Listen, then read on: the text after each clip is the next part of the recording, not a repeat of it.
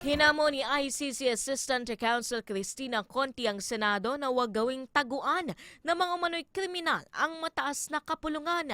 Sa harap ito ng pagtukoy ng International Criminal Court kina Senator Bongo at Senator Bato de la Rosa bilang co-perpetrators sa war on drugs. Para naman sa isang international law expert, hindi dapat makialam ang local court sakaling maglabas na ng arrest warrant ang ICC. May report si Ace Cruz. I think he's wrong.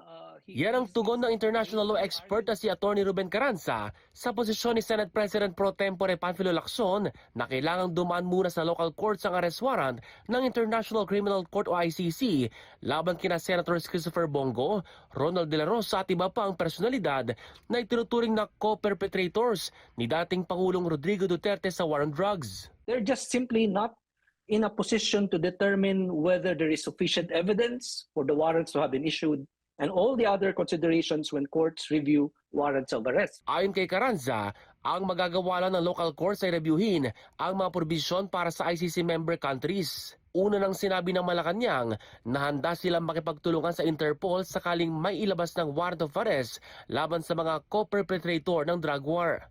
Sa panig ng Senado, posibleng magpatawag ng caucus si Senate President Vicente Soto III para pag-usapan ang magiging posisyon sa usapin.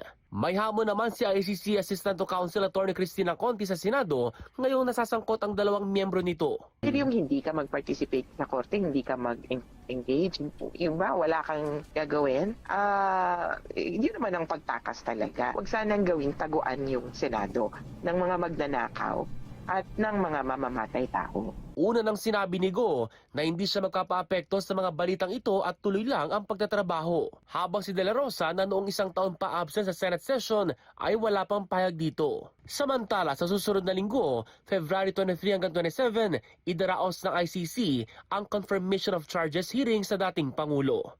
Ace Cruz, Newsline.